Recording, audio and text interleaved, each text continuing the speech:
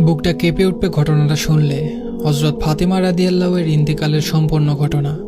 হজরত আলী রাদিয়াল্লাহু ফজরের নামাজ আদায় করার জন্য মসজিদে গেছেন। এদিকে হজরত ফাতেমা রাদিয়াল্লাহু গায়ে অত্যন্ত জ্বর অবস্থায় ঘরের সমস্ত কাজ শেষ করেছেন। আলী রাদিয়াল্লাহু মসজিদ থেকে এসে দেখেন ফাতেমা রাদিয়াল্লাহু কাঁদছেন। আলী রাদিয়াল্লাহু প্রশ্ন করলেন, ও ফাতেমা, তুমি কাঁদো কেন? ফাতেমা রাদিয়াল্লাহু কোনো উত্তর দিলেন না। ফাতেমা রাদিয়াল্লাহু আরো জোরে জোরে কাঁদতে লাগলেন। আলী রাদিয়াল্লাহু কয়েকবার প্রশ্ন করার পর ফাতেমা রাদিয়াল্লাহু কাঁদতে কাঁদতে বললেন, ও আলী, আমি স্বপ্নের মধ্যে দেখেছি আমার আব্বাজান হযরত মুহাম্মদ সাল্লাল্লাহু আলাইহি ওয়াসাল্লাম আমার ঘরের মধ্যে ঢুকে কি যেন তালাশ করতেছেন। ঘর থেকে বাইর হয়ে যাওয়ার সময় আমি পিছন দিক থেকে ডাক দেই, ও আমার আব্বাজান, আপনি কি তালাশ করছেন? আব্বাজান মুহাম্মদ সাল্লাল্লাহু আলাইহি ওয়াসাল্লাম বলতেছেন, ও আমার ফাতেমা, আমি তোমাকেই তালাশ করতেছি, তোমাকে নিয়ে যাওয়ার জন্য। আরো বললেন, ও আমার ফাতেমা, আজকে তুমি রোজা রাখবা, সেহরি করবা আলীর দস্তরখানায়, আর ইফতার করবা আমি আব্বাজানের দস্তরখানায়। আলী রাদিয়াল্লাহু এই স্বপ্ন শোনার পর দুজনের আর বুঝতে বাকি রইল না যে ফাতেমা রাদিয়াল্লাহু আজকেই ইন্তেকাল করবেন। দুজন আরো জোরে জোরে কাঁদতে লাগলেন। এই সময়ের মধ্যে হজরত হাসান হোসাইন রাদিয়াল্লাহু এসে জিজ্ঞেস করতেছেন, ও আব্বাজান, ও আম্মাজান, আপনারা দুজনে কাঁদছেন কেন?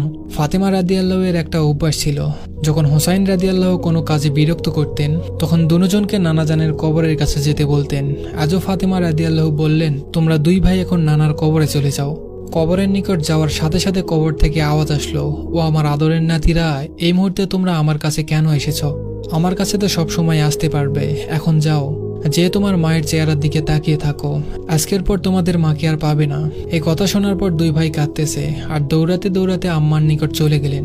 এসে আম্মাকে বললেন যে তোমরা দুজনে কেন কাঁদছো আমরা বুঝতে পেরেছি। নানাজান আমাদের সবকিছু বলে দিয়েছেন, আজকের দিনটা তোমার জন্য শেষ দিন। নানাজান তোমার চেহারার দিকে তাকিয়ে থাকার জন্য আমাদেরকে বলেছেন।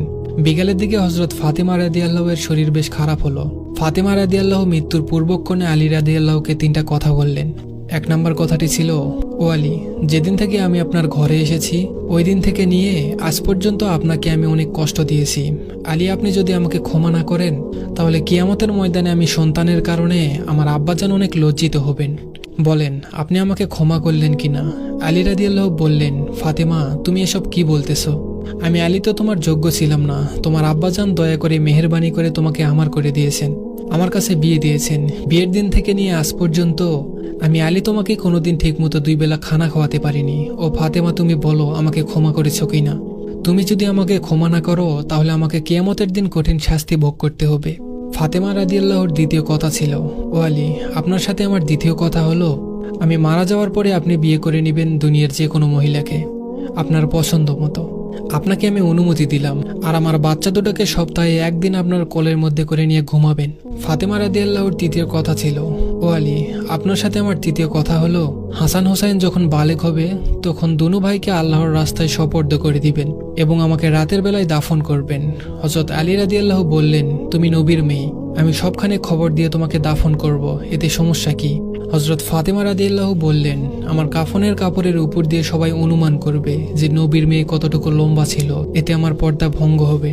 হযরত ফাতেমা রাদিয়াল্লাহু এর ইন্তেকালের পর তার লাশের খাটিয়া বহন করার জন্য মানুষ ছিল মাত্র 3 জন, হযরত আলী রাদিয়াল্লাহু তাআলা এবং শিশু হাসান ও হুসাইন রাদিয়াল্লাহু। হযরত আলী রাদিয়াল্লাহু ভেবেছিলেন যে খাটিয়া বহন করার জন্য মানুষ আরও একজন প্রয়োজন, তবেই 4 কোণায় 4 জন কাঁধে নিতে পারবেন। এমন সময় হযরত আবু যর গিফারি রাদিয়াল্লাহু এলেন এবং খাটিয়ার এক কোণা বহন করলেন। হযরত আলী রাদিয়াল্লাহু তখন প্রশ্ন করলেন, ও আবু যর, আমি তো কাউকে বলিনি, আপনি জানলেন কিভাবে? হযরত আবু যর গিফারি রাদিয়াল্লাহু বললেন, আমি আল্লাহর রাসূলকে স্বপ্ন দেখেছি। তিনি বললেন, হে আবু যর, আমার ফাতেমার লাশ বহন করার জন্য লোকের অভাব, তুমি তাড়াতাড়ি চলে যাও। ও আলী, আমাকে তো হুজুরে আকরাম সাল্লাল্লাহু আলাইহি ওয়াসাল্লাম আসতে বলেছেন। হযরত ফাতেমা রাদিয়াল্লাহুকে যখন কবরে নামাচ্ছেন তখন হযরত আবু যর গিফারি রাদিয়াল্লাহু কবরের কাছে গিয়ে কবরকে উদ্দেশ্য করে বললেন, হে কবর, তুমি কি জানো আজ তোমার মধ্যে কাকে রাখছি? এটা জান্নাতের সকল মহিলাদের সর্দার। কবর থেকে কোনো আওয়াজ নেই। তিনি আবার বললেন, এটা হযরত হাসান হোসেনের আম্মা। এবারও কবর থেকে কোনো আওয়াজ নেই। তিনি আবার বললেন, এটা হযরত আলী রাদিয়াল্লাহু এর স্ত্রী। এবারও কবর থেকে কোনো আওয়াজ নেই। তিনি আবারও বললেন, এটা দোজাহানের বাদশার মেয়ে। খবরদার, কবর বেয়াদবি করবে না। আল্লাহ তাআলা কবরের জবান খুলে দিলেন। কবর বললেন, আমি অন্ধকার ঘর, আমি সাপ বিচ্ছুর ঘর, আমি এমন একটি ঘর যার মধ্যে কোনো বংশ পরিচয় কাজ হয় না।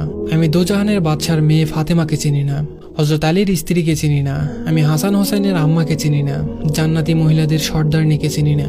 আমি শুধু চিনি ঈমান আর আমল। আল্লাহ তাআলা আমাদেরকে ঈমান এবং আমল নিয়ে বেঁচে থাকার তৌফিক দান করুক। সবাই বলি আমিন।